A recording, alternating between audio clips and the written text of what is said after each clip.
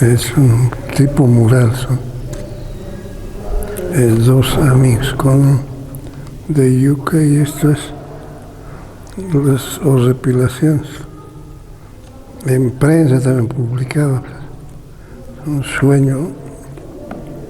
Este es pintura al óleo. Una noche dormí en la Chirola, en el Hotel Pando. No recuerdo de eso. Es una pintura callejera de los niños. Esto es de mis andanzas de aventura. Aquí estoy fumigando. Así. Esto quería comprarme, era en este cabo rústico. Lo tengo. Son músicos de una faranda.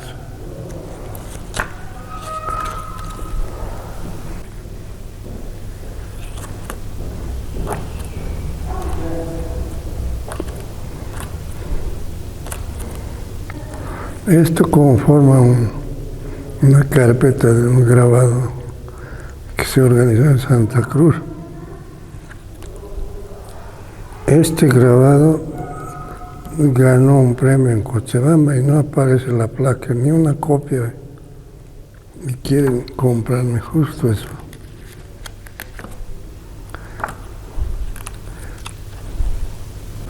Entonces, los jornaleros está inspirado en la calle Yungas, los albañiles como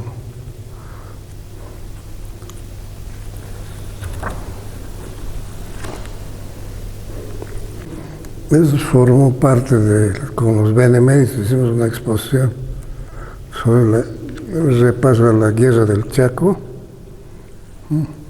Ahí conformó varios de esos cuadros. Acá mismo hemos expuesto. Estas son las Bartolinas.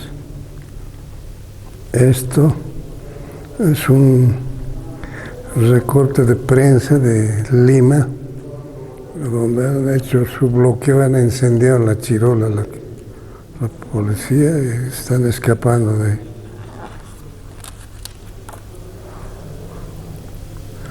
Esto también es una litografía que viajó a una bienal de México, de litografía justo. La calle se llama. Esto es para Alacites. Son los primeros grabados que hicimos para la presentación, una bienal, dos bienales que se realizó. IMBO se llamaba, Inversiones Bolivianas, o sea, de la empresa privada. Acá se realizó, entró seleccionado esto.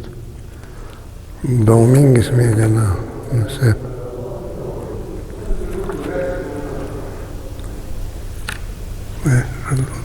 Este dibujo me lo querían comprar, pero es de mi colección, no creo que lo vendan.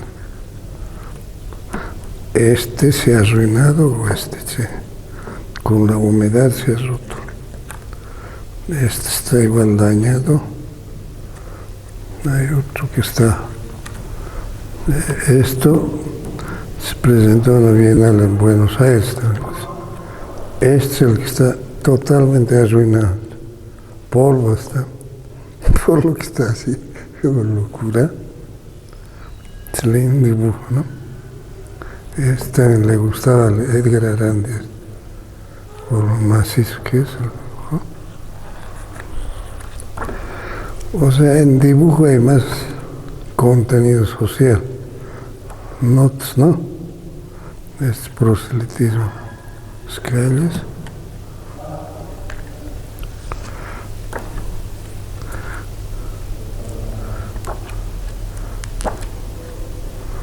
¿Ves? Toditos esos cuadros los tengo. Unos 2 habré vendido. Y a don Carlos le gustaba esto. Y a su hija Cecilia también. Solamente que aquí hay que aclarar unos puntitos blancos. Entonces,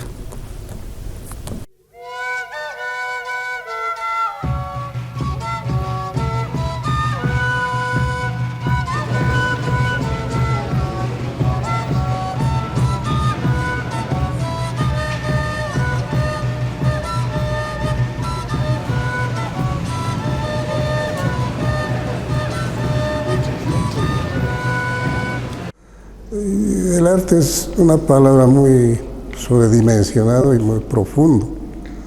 Yo, haciendo una simplicidad única, diría que es desde el mínimo acto hasta el más profundo del alma humana, es el gozo, o lo que llamarían los filósofos o entendidos una estética. O sea, respirar estética es la actividad del artista, producir, mirar, observando y deleitándose en el quehacer diario, y que para todo hombre que tenga un espíritu observador y creativo y al mismo tiempo cultivado para entender mejor la vida y disfrutar en su plenitud. Eso es el arte. Ahí tenemos, por ejemplo, el grabado, la pintura en artes visuales, desde la buena fotografía, últimamente los diseñadores, los cómics, y luego en los bailes, en la música que se produce con diferentes instrumentos, y también el canto mismo, y la buena composición de poetas que desarrollan esta actividad, y luego los escritores, que son mucho más profundos para llevar y para entender estas actividades humanas. O sea, son dones que en la naturaleza hemos sido poseídos para poder desarrollarlos en su máxima dimensión para relacionar y comunicarnos entre todos. Entonces, hoy por hoy el arte es tan hurgado, manejado con varias interpretaciones, hasta profundas y ligeras, pero yo me quedo con lo que es simplemente entendible para mejor entender para esta sociedad y con los hombres que nos rodeamos, ¿no?, entre todos los días. El grabado es una de las actividades más hermosas que he encontrado. Desde que el hombre camina, deja huellas. Al darse la mano con los amigos, lo propio. Se está grabando con las miradas o con la mano misma el perfil que uno puede tener. Entonces, yo añadiría esto, que la filosofía del taoísmo, la observación del arte zen, se parece mucho a los bolivianos. Conmigo me he entendido de ese modo para tener esta actividad de observador, y ahora para ser grabado había que tomar en cuenta también la historia de la aparición del hombre. O sea, son huellas que de lo profano a lo sagrado o a lo más valioso, el grabado se presenta en los billetes, también en la moneda, y ahora como arte propiamente dicho comienza con estas culturas mismas para comunicarse, para tener algún secreto en las sociedades que misteriosamente guardaban como valores en papel, impresos, o como joyas. Entonces se ve que esta actividad era un poco sagrado, entonces se ha ido magnificando al mismo tiempo y también divulgándose en los azares del juego primero, ¿no? Entonces las cartas de juego, las adivinanzas, comienza en Egipto, comienzan todas las culturas sumerias, y en Tiahuanaco también se ve eso, ¿no? Y los primeros en hacer las copias, reproducciones que repercuten como grabado de reproducción, o sea, en tanto a más reproducciones, es en la China. Entonces es el origen del lugar del papel mismo, de algodón y también de bambú.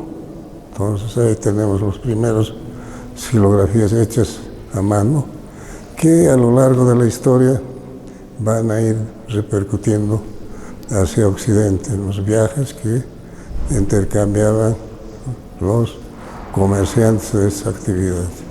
Y el grabado aparece en pleno Renacimiento y también en la Edad Media se desarrolla un poco ya quedando reducido a las doctrinas cristianas. Y de ahí para adelante viene con la colonización a América. Y en América, lo que llamamos Bolivia hoy en día, aparece justamente para la evangelización a los indígenas que, según ellos, eran iletrados, no hablaban el español y además era un adoctrinamiento, una extirpación de conocimientos para evangelizar a los nativos. Y con ellos traen las Sagradas Escrituras, las imágenes cristianas, y reproducen y tienen que pintarlos a todo color, y todas las capillas o iglesias que tenemos de esa época tienen ese contenido, ¿no? De grabados primero y luego sacados en murales o en relicarios, ¿no? Para entenderlo mejor como sagrado. Hasta hoy en día se tiene eso. Y hasta ahí podemos decir que el grabado aterriza en Bolivia y en Latinoamérica, ¿no? Y yo conocí el grabado desde un amigo que casualmente en la escuela primaria donde estudiaba en mi pueblo por el lago, Santiago de Guata, llegó de La Paz y trajo consigo unas láminas y me las mostró. Sobre todo las letras góticas, las letras catedrales, y allá él alzaba su pluma y las dibujaba en papel así directamente, o sea, como un calígrafo. Eso como una magia para mí era igualarle a él, decía, ¿no? De niño, quiero saber eso, de qué se trataba, ¿no? Entonces, es la primera curiosidad. Hice varias láminas y aprendí ya de memoria el abecedario con esa técnica, ¿no? Eso fue mi primer encuentro con el grabado, con la caligrafía y el dibujo en sí. Y luego los paisanos, diremos, los que vivían en la comunidad, tenían diferentes actos rituales para Todos Santos, para Navidad, para las citas, todas esas cosas, con música y en grupo, en comunidad, y allí demostraban sus habilidades. O sea, llámese en cosas de quinoa, sus pastas, lo horneaban y lo cocinaban y esas cosas, y también panes así en las antahuaguas, y también otros en arcillas, otros en pajas y otros en diferentes materiales. Y me llamaba la atención, ¿qué era eso, no? O sea, ¿por qué? Y el contenido simbólico que tenía era para diferentes instancias, ¿no? Entonces, por ejemplo, para Todos Santos, todo lo referido a lo que actualmente se conoce, ¿no? Todo en la mesa, los pasantes, los que están con almas, preparaban sus rezos y hacían rezar, todo aquello. Y en Navidad era igual festejando al niño, con los bailes de los niños, igual preparando, igual obras de arte entraban, ¿no?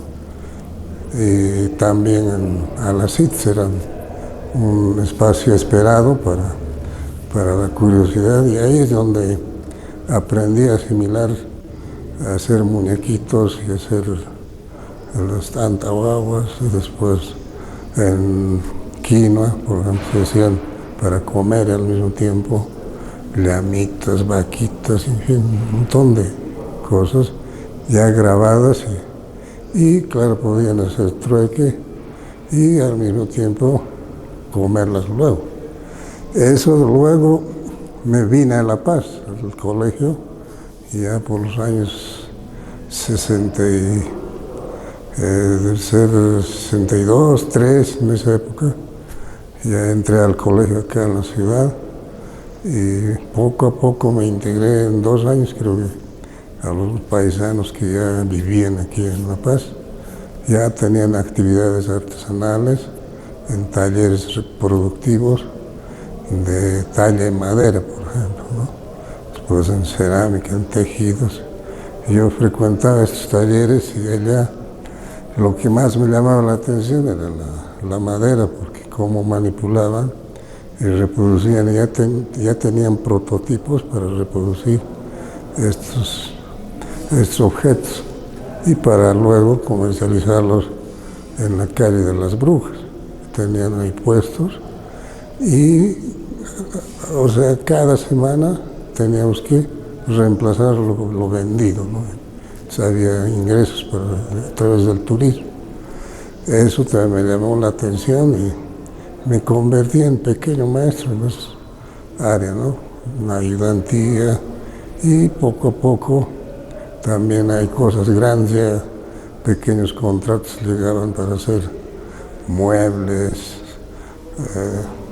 retablos, en fin, había de todo aquí. Entonces, ya estamos por los años 70, 71, ya yo bachiller, ya conocía y tenía muchos encargos de cumplir, ya había trabajado, aprendido, ya me consideraba maestro, ya digamos, de primer nivel, ¿no? Y en el colegio tenía compañeros que al mismo tiempo participaban como estudiantes en Bellas Artes y éramos compañeros porque para entrar a Bellas Artes no requería título de bachiller, sino paralelamente podías estudiar. Entonces de ese modo yo me integré con ellos y ellos me sugirieron y me llevaron a la academia. O sea, caí como anillo al dedo allá para poder desarrollar la actividad esta, ¿no? Entonces, yo era, digamos, el más aventajado en la escultura, que ya conocía la tridimensión, el dibujo, ni que se diga, porque ellos mismos participaban con ellos, dibujaba, ya estaban egresados de la academia, y así hemos ido creciendo en familia, o sea, grado por grado, y grabado ahí aparece en Bellas Artes, ¿no? Como tal, había un pequeño taller incipiente, no había muchas máquinas. Posteriormente, cuando yo entré a Bellas Artes, a los 2 años, doña Marina Núñez del Prado nos dona una prensa que hizo construir hechiza. Eso fue la máquina más requerida por la época que teníamos para reproducir huecos grabados, aguafuertes. Y algunos de estos grabados deben estar impresos en esa técnica, ¿no? Y paralelamente, como tenía que presentar trabajos, ya había actividades para exponer, en fin. Ya en mi casa, en mi propio taller, ya tenía montado todas las herramientas, todo aquello. Así he ido comenzando, ¿no?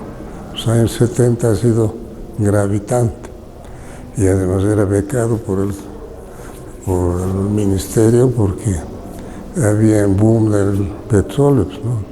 Con el señor Banzer, había dinero y como éramos contaditos los alumnos, no pasábamos de 50 y casi en su mayoría los que teníamos notas altas éramos becados, o sea que nos pagaban de lo que asistíamos, así era en esos tiempos.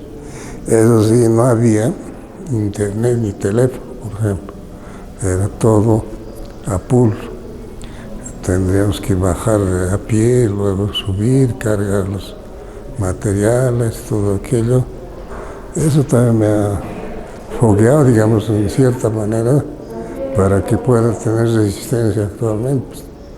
Ya que llevo unos buenos años sobre la espalda y puedo aún caminar, transitar normalmente, ¿no? Eso ha sido. Entonces, los años 70, el arte mismo ya comprendí con los profesores que los he conocido allá, eran don Carlos Salazar Mostajo, Marcelo Calo, que era de estética, y después de dibujo y pintura, que se diga, eran maestros artistas, entre ellos José María de Vargas, Óscar Daza, de anatomía, de escultura, Víctor Zapana, Alejandro González, de anatomía, Dora Quesada, de geometría, Hugo Almaraz, que ha sido prominente escultor y arquitecto. Y así eran contados y contados artistas del medio, ¿no? De hecho, no está obligado directamente, por X razón. El artista vive las necesidades básicas de sobrevivencia, ¿no? Puede diversificar, por ejemplo, si tienes un malestar o alguien te provoca o algún gobierno que está absorbiendo demasiada energía o te explota, tienes que reaccionar. Entonces uno tiene que formarse de acuerdo a la necesidad que tiene en ese momento. Yo, por ejemplo, en los años 70, aparte de tener estas actividades propiamente artísticas de una academia, o con los amigos que frecuentaban, no eran políticos en su mayoría, pero sí extra academia, tenía amigos universitarios en la casa del barrio o en la iglesia cercana, que eran universitarios perseguidos, eran dirigentes.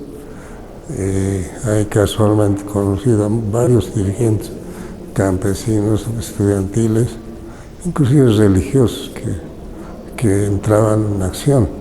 O sea, concientizar, por ejemplo, nos reuníamos en un centro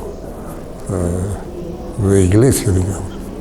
Entonces, ha sido muy importante eso, tomar conciencia del marxismo, lo que es las teorías filosóficas, entender y interpretar el marxismo debidamente, que son los años más cruciales que pasaron en la humanidad.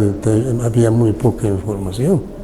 En el tiempo de la Revolución Cubana, después la Revolución China, y todo aquello pasó y hemos tratado de absorberlo de la mejor manera posible para adquirir, consolidar en Bolivia, para tener, tomarlo en cuenta en serio. O sea, que partidos que iban a formarse la COBO, todo aquello, y los artistas cumplieron la función. Entonces, no habiendo mucho tiempo y todo aquello, teníamos que trabajar clandestinamente en diferentes lugares, ¿no? Con intelectuales, teóricos, todo aquello. Nos reuníamos juntos en las noches a platicar, a hacer, digamos, un poco de estrategias para seguir sobreviviendo como artistas primero, y luego hacer, si es posible, si es necesario, política en acción. Entonces, en mi obra se nota esos correteos, ¿no? Por ejemplo, estar informado con el sector agro, con formación con los sindicatos agrarios, mineros, y también en las ciudades cómo se movilizaba la gente. Entonces, eso refleja en los dibujos, es donde más tiene esa connotación casi política, diríamos. Las agresiones que tuvieron los diferentes gobiernos neoliberales, directamente mezclando, digamos, el modernismo para aplicar las cosas que no estaban de acuerdo los indígenas, sobre todo. Esas ideas, elucubraciones que aparecen, el llamado, muchos tienen tendencia a decir que es inspiración, pero yo en carne propia he sufrido muchos de estos cuadros y considero que estoy en algunos de esos, pues en el retrato mismo, inconscientemente, ¿no? Porque ya sea en la familia o en el barrio, o en las calles o en las plazas, se nota eso, ¿no? Entonces, yo estaba presente allí. Entonces estoy protestando, estoy bailando o estoy en fiestas. Es lo que se refleja en las artes, ¿no? Porque las técnicas pueden ser variables, pero aplicadas de la mejor manera posible, ¿no? Sí, o sea, de un expresionismo contestatario sería que tal vez una crítica cruda de la realidad, para mí entender, o sea, no tendría que yo mucho profundizar a las críticas, pero sí, me expreso de esa manera, a veces inconscientemente y otro momento también pensadas, razonadas, planificadas. Entonces, a largo plazo y se comienza una idea y se desarrolla en bocetos las ideas de apuntes. Y eso debo tener una buena cantidad que hay que ordenar todavía, ¿no? Entonces, como son obras ya concluidas, entonces hay una materia prima, es producto de la lectura, de discusiones, de encuentros o del informativo que diariamente nos transmiten los pareceres de los extremos a extremos. Eso es consecuencia del trabajo incansable que uno desarrolla. O sea, si uno está apasionado a una actividad, hay actividades muy similares al arte también. O sea, la ciencia, los científicos, vemos ahí cómo se apasionan y terminan haciendo una obra humilde, pero en grandiosidades. Y lo propio pasa con alguna actividad deportiva, se ve eso. Y en el arte no es casual que es un constructo de muchos elementos. O sea, primero si está la idea, después el conjunto de ideas que se va fusionando, luego estructurar, luego será una planificación para cada obra, para luego ir desarrollando la actividad técnica y después ya hacer la edición necesaria para una comprensión, sería una exposición. Entonces, es un trabajo, digamos, bien sistemático que ha ido desarrollándose. Y mentalmente la madurez, la inconstancia, a veces interrumpe, pero hay que ser continuo, con una disciplina férrea, ¿no? Se requiere para ser artista. Eso hoy en día parece que con nuestros jóvenes rápido queremos, o sea, el problema yo creo que es de la IA, el culpable, porque todo ya está masticado, ya está servido en el plato. Que tienen que encontrar la modernidad en el pasado, en esas grandes culturas milenarias que tenemos en el mundo actual. No podemos perder tiempo buscando de la nada, porque ya está construido, está hecho. O sea, solitariamente la IA no va a descubrir nada, sino va a reflejar todo lo acontecido en el pasado y reproducir y plagiar eso. Eso no tiene sentido. Pero sin espíritu, eso es un sentido comercial y de consumo que no nos va a llevar a un buen término, a una buena meta. Entonces, algunos pensadores han dicho que en forma, o sea, en una sociedad compleja como la nuestra, Bolivia o Latinoamérica en su conjunto, avanza en la parte cultural o civilizatoriamente, diremos, de forma circular, holística, ¿no? Paso a paso, con paso lento y paso seguro, que va evolucionando. En cambio, la cultura occidental le mete desde un comienzo hasta el infinito en forma lineal. Eso creo que está pasando actualmente. Los que piensan de forma horizontal son los que están llevando al precipicio y los que estamos tardando en evolucionar son los que cuidamos la madre naturaleza y el espíritu humano mismo y la vida misma. Es un título sui generis que nos hemos preocupado de esta sociedad. No dormimos bien, por ejemplo. Nos levantamos con necesidades, con otras obligaciones, el pensamiento físicamente también hay demasiadas cosas inseguras. El banco no es nada seguro, el papel moneda también es muy fluctuante, el espíritu del hombre está inestable. Entonces es un torbellino de ideas que todo ser humano debería haber aprendido a mejorar esto, pero lo hemos empeorado. Entonces el torbellino parece que nos está matando con el estrés que conllevamos todos los días, las preocupaciones que nos consumen, sean materiales o necesidades espirituales, y generalmente va acompañado con las enfermedades físicas, y eso creo que se denota. El boliviano hoy en día trabaja solamente para comer y para su medicina, y no hay tanto para la diversión. Esta obra ha sido concebida justamente en los años 70, 71 debe ser, el 72 está firmado, justo en la revuelta de los militares, o sea, llámese el golpe de García Meza. En ese periodo muchos amigos míos han caído, ¿no?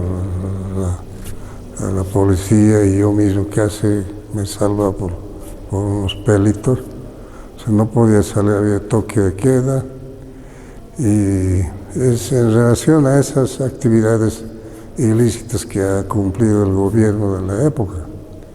Entonces, el mismo dicho de señor Gómez decir, el que quiera arriesgar o el que quiera hacer política, faltaba que diga eso, que ande con su testamento bajo el brazo, era una ley para este señor.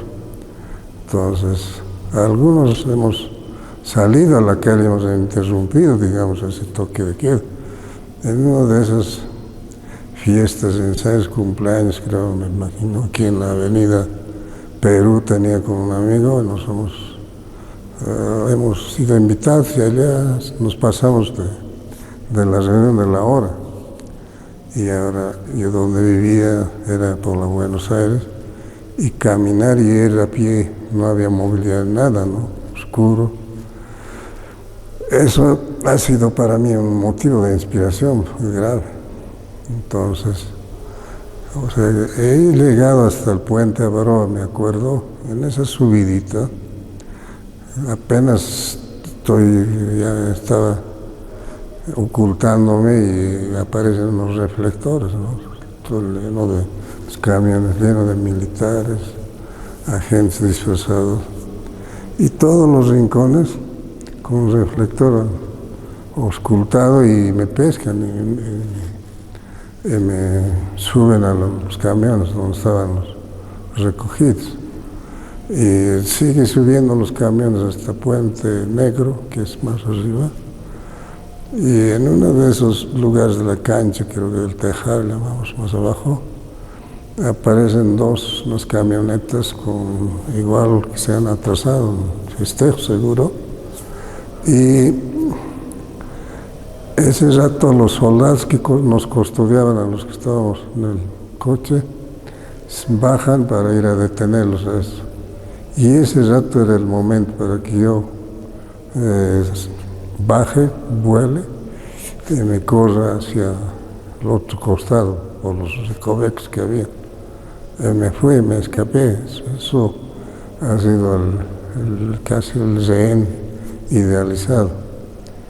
Y otra fiesta también, o sea, faltando una cuadra, justo a mi vivienda, igual viene un camión y estábamos subiendo a pie, nos agarran, nos llevan por la calle Sagárnaga, la Max parece justo esa esquina, aparece igual así coches borrachos, gente, que había más, el fin de semana. Igual me corro yo igual con mi primo hermano, y teníamos amigos más abajo en una vidrería. Ahí nos entramos, apenas hemos dejado que nos abra la puerta, nos entramos y una balacera nos pesca con con la luz que estaba prendida y nos hemos cerrado. Es ese tipo de riesgos corriendo.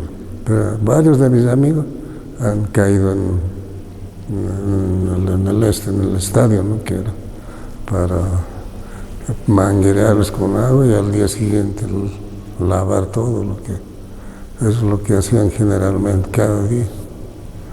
Entonces, producto de eso. Y este grabado lo presenté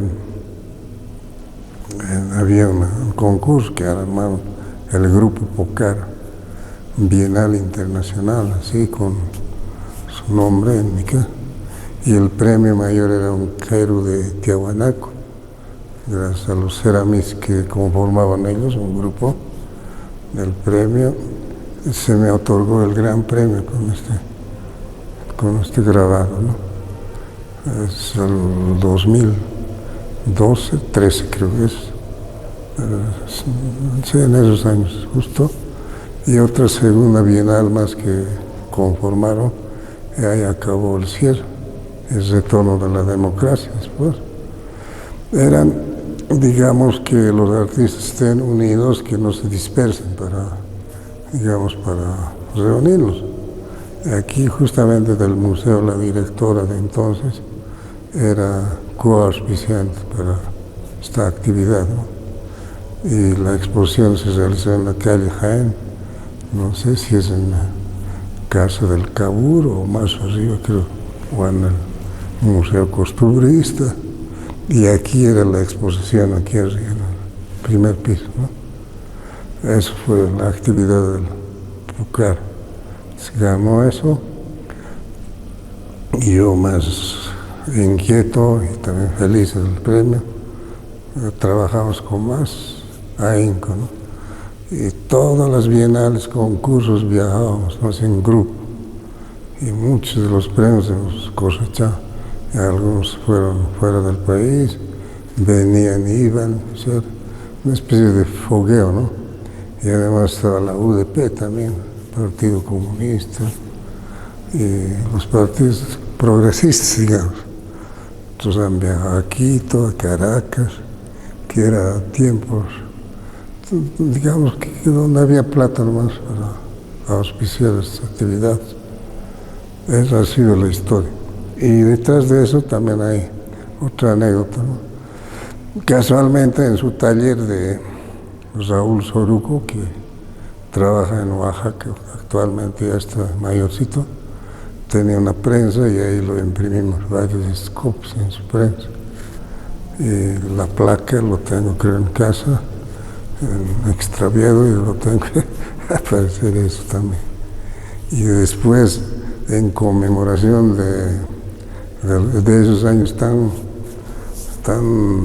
terribles que hemos pasado, don Raúl me invita para que viaje a México para celebrar sus 25 años de actividad de gráfico. Él ya sigue trabajando, y justo uno de estos originales tiene allí, y está en los textos claves en México que lo promocionó, y varios de estos cuadros también se quedaron allá, ¿no?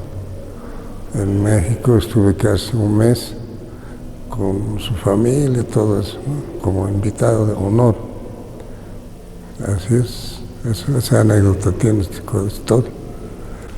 Digamos, el trabajo que realizaban en los yungas o en otras regiones de las señoras que se dedican al trabajo del quehacer de las cocas, la cosecha de las cocas, el sembradío, el recojo, todo el manipuleo que tiene que realizar esta actividad. Entonces yo pensé que, digamos, en algún momento yo picho la coca, es muy especial para mí, es un ritual. Y cuando voy a mi pueblo o estoy con los cocanes de Oruro o en otro pueblo de mi esposa, siempre se tiende como parte de la actividad para hacer diálogo o asambleas, reuniones, sagrado que tengas que utilizar tu coquita, ¿no? Y entre los maestros albañiles o volantes siempre están con una coca. Y a mí no me falta coca tampoco, tengo en ciertos lugares cuando hay hambre para disipar o para no dormir. Entonces todos esos actos me conllevan la coca, que no es cocaína, y además hay un canto especial de José Hacha Flores. Entonces es justo en la época de Paz Zamora salió esa canción, esa morenada, refiriéndose allá en Oruro, y se creó aquí en La Paz, en realidad, la composición, que con José Flores siempre nos encontramos en las exposiciones o en fiestas o en actividades nocturnas de fiestas que organizábamos por la Max Paredes, anticipo de los carnavales o para Gran Poder preparados. Y ahí, esa fue la motivación de la inspiración. O sea, todo tiene sentido de actividad cotidiana con mi vida, ¿no? Entonces, en honor a esas mujeres, yo hice este grabado. Es sencillo la composición, todo eso, pero para que estuvieran jugando las cholitas, las cocales, eso, y pensando para hacer una exposición, ¿no?, sobre los ritos de la coca. Y casualmente llega en esos días o esas fechas un concurso que era envío para una bienal en Barranquilla, auspiciado por el museo, por la directora de entonces, la señora Teresa Neiva, que nos cursa la Academia de Bellas Artes para grabadores. Y se presentan unos 5 propuestas, creo, grabadores que las obras manda ella, ¿no?, en nombre de Bolívar. Y casualmente esta obra, en su tamaño pequeño todo, ganó el primer premio, más o menos en efectivo serían unos $4,000 o $5,000, creo que así. Y como teníamos que ir a recoger ese dinero, era muy lejos para viajar, y con los trabajos que hacíamos estábamos en magisterio. Entonces, a través de la embajada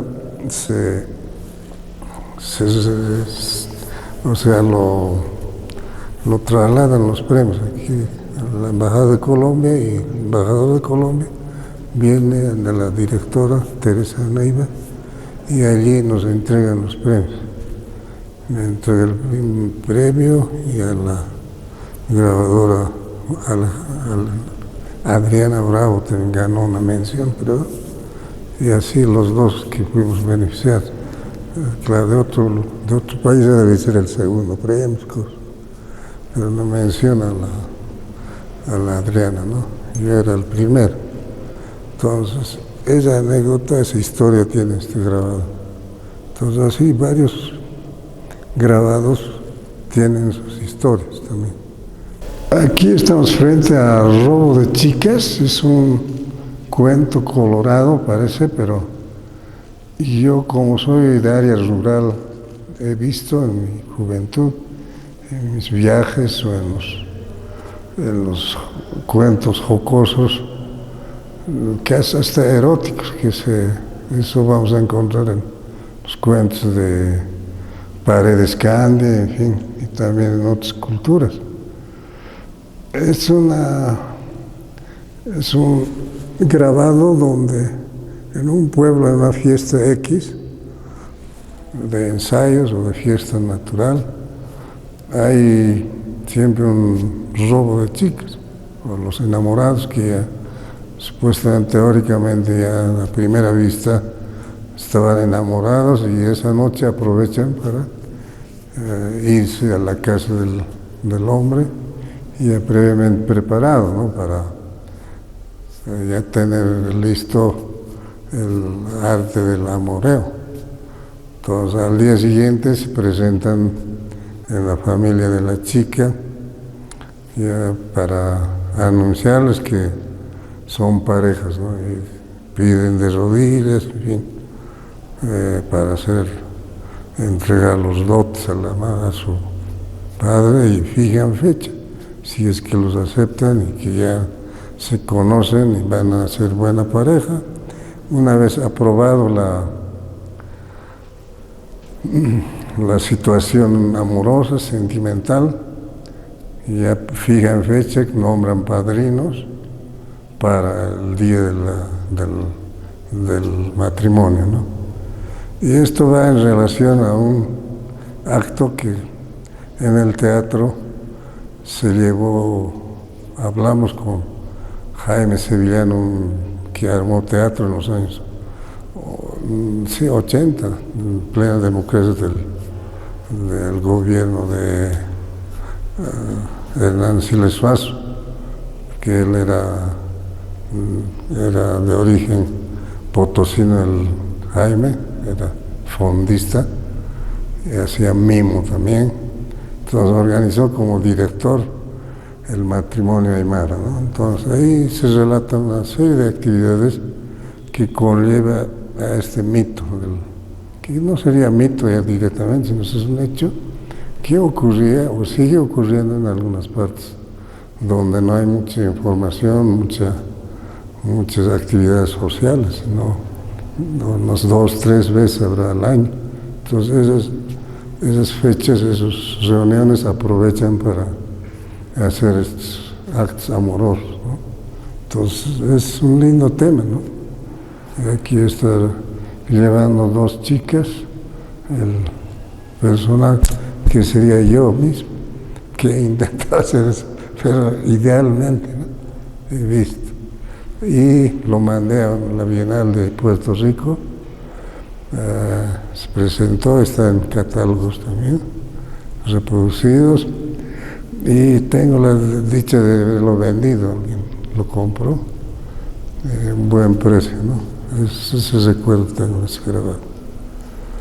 El poder trágico está inspirado en los golpes de Estado, ¿no? O sea,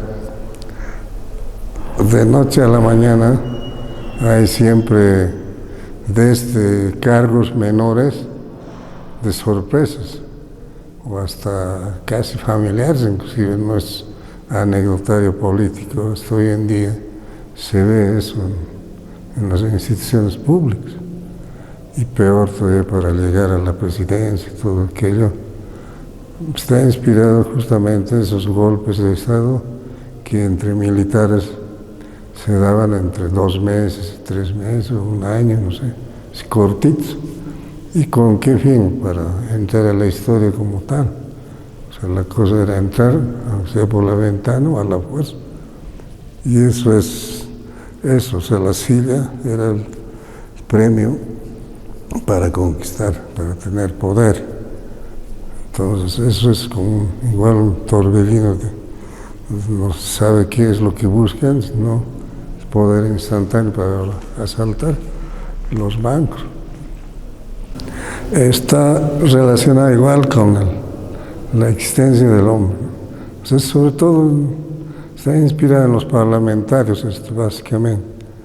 Ahí es actualmente, o con el pasar del tiempo pasaba, ¿no? Sigue pasando, que al final no sabemos, los diputados piensan, resuelven, están durmiendo ahí, ¿no? Se nota ahí. Y allá se desnudan, se chasquean ahí estas sillas, se ven que se pelean. Eso está descrito, es una descripción casi cierta, pero inspirados en algunos amigos que me inspiraban también para esos personajes. Y lo presenté a la segunda Bienal, o tercera Bienal, creo que es del CIAR. Eso organizó que es la Unión Latina, y el CIAR, no sé qué quiere decir, pero el segundo premio ganó otro grabado, un amigo también, pero esto ganó como primera mención. Entonces igual asistió a la Bienal, y muchos de estos cuadros han ido a bienales así, ¿no? En Argentina, después, lo último que viajaba a Italia, ¿no? De los maestros grabadores, una selección a Italia. Y ha hecho un cuadro cuyo título es La Cache Chilanaca. O sea, quiere decir que la vieja tierra o más profundo está relacionado con el Manjapache, que es de la cosmovisión andina debajo de la tierra. O sea, cómo los aymaras entendemos que después de la vida bajamos a la tierra para volver a retomar nueva vida. Y tenemos que subir hasta el cielo y de nuevo reencarnarnos con una reencarnación para regresar a la vida nuevamente, ¿no? O sea, es algo similar al budismo. Entonces, eso está reflejado en esta obra y la señora que vuelve parece una resucitada del subsuelo, ¿no? Entonces, eso nos refleja que está pensado en todo sentido algunas obras planificadas previamente y hay varias versiones o enfoques sobre esa actividad, porque cuando estudiaba antropología teníamos que hacer tarea de investigación. El profesor nos daba esas tareas para presentar como requisito de vencer las materias, ¿no? Entonces yo hice algunas encuestas y entrevistas también con los entendidos maestros yatiris y asistí a varios rituales de esto. Y en mi propia familia teníamos algunos allegados que entendían esto para curar los males y también el bienestar de la familia, ¿no? Entonces, cuando ya me toca abrir teóricamente la idea la cosmovisión andina, ya me convence que es así. Los padres jesuitas han pensado mejor. Y sobre todo el padre Hans van der Berger, que era mi profesor, me explicó esa situación, ¿no? Y después otro licenciado Claros, que era profesor de ritos y mitos. Entonces, concuerda con eso. Y yo realicé algunas actividades, participado como activo cuando hice mi tesis, ¿no? De antropología en Oruro, aquí en La Paz. Primero siempre la mesa, y eso es normal, y actualmente medio que me he quedado, por eso me parece que me está fallando las actividades. En particular yo estoy satisfecho con todo lo acontecido en estos casi un mes de exposición que estuvo acá en el museo, con los grabados que presenté, y aún es el inicio para que comience una serie de otras exposiciones que tengo preparada, y también pensar en la sociedad como acontece cada instante, hay cambios en la actividad del quehacer cultural. Y me llama la atención que grabado sobre todo desde el inicio de los años 70 para adelante, conforme estaba haciendo un balance, en La Paz sobre todo, ha ido denotando mucha actividad, y entre ellos dedicadas especialmente más por la parte femenina. Hay artistas grabadoras que con integridad, con mucha pasión, hacen esta actividad. Inclusive en este momento, ayer creo que se inauguró en el espacio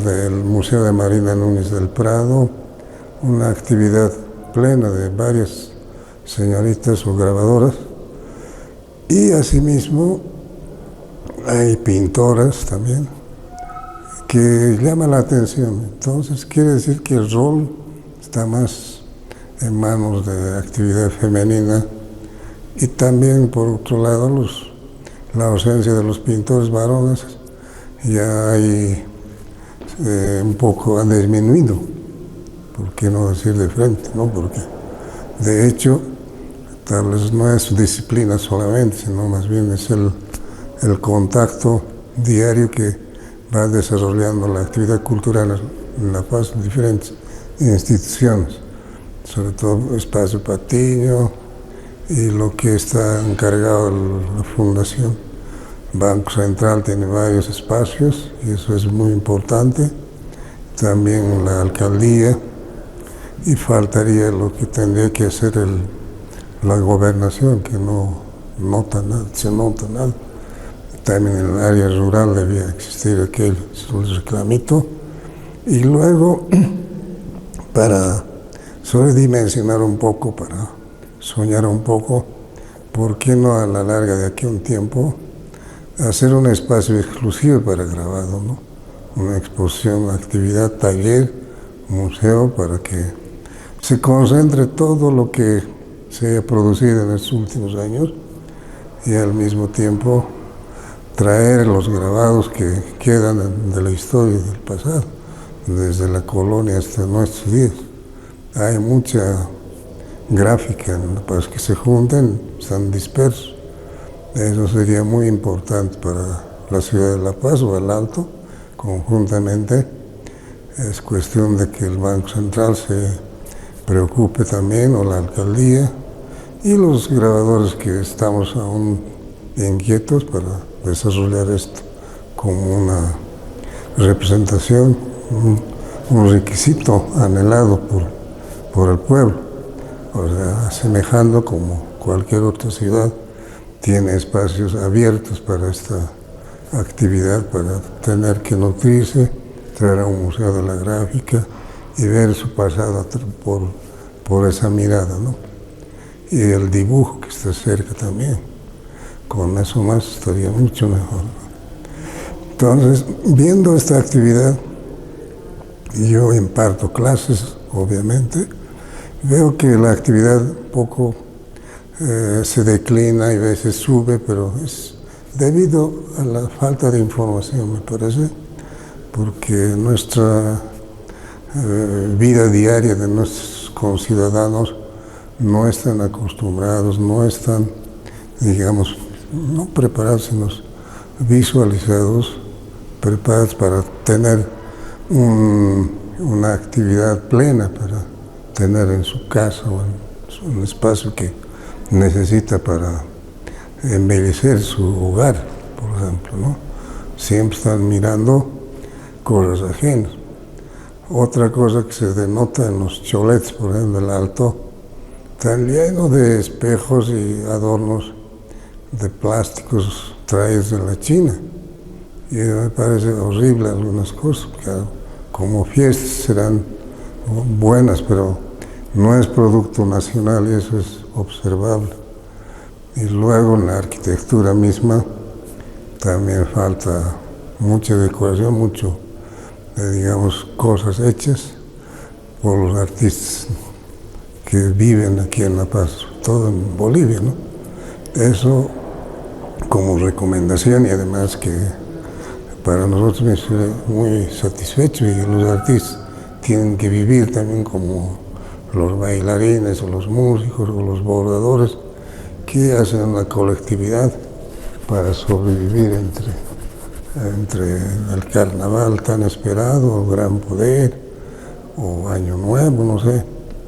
Entonces, la noche de museos ya está próxima, entonces sería que toda la ciudadanía pueda entretenerse y ir detrás de estas cosas. Y eso es una cosa, una vida sana, un recreo mejor. O sea, no siempre puede ser el fútbol, ¿no? Entonces, eso sería mi pequeña reflexión.